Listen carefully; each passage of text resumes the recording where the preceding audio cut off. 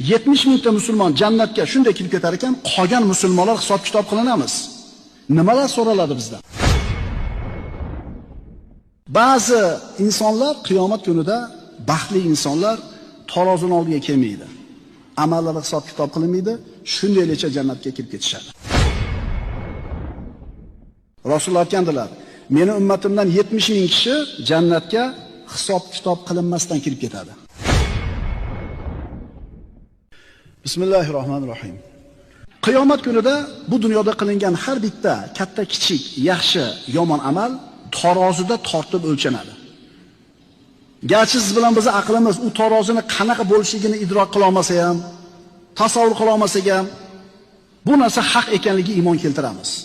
U g'ayb olami Alloh o'zi biladi qanaqa qilib tortib qo'yishini.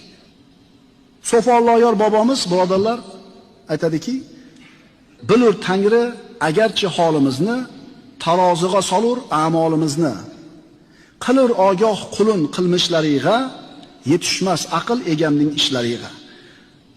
Ya'ni bandalarni ahvoli, qilgan amallari qanaqa ekanligi Allohga ma'lum. Bu noma'lumotlarni qo'liga berish, taroziga qo'yishlik bandalarni o'zlariga kimligini ko'rsatib qo'yishlik uchun.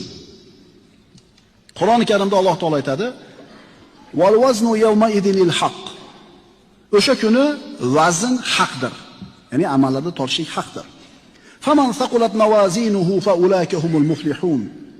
Kimning tarozida, mezonda amallari og'ir kelsa, o'shalar najot topguchidir.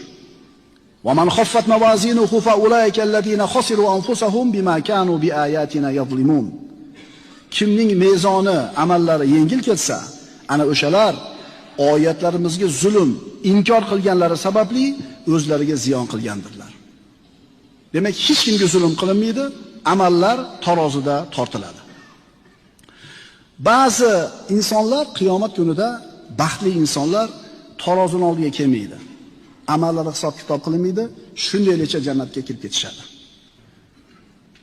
Ukkash ibn Muhsin roziyallohu anhu payg'ambarimiz sollallohu alayhi vasallam bir hadisini eshitib, duo qiling ya Rasululloh, men shulardan bo'lay dedi.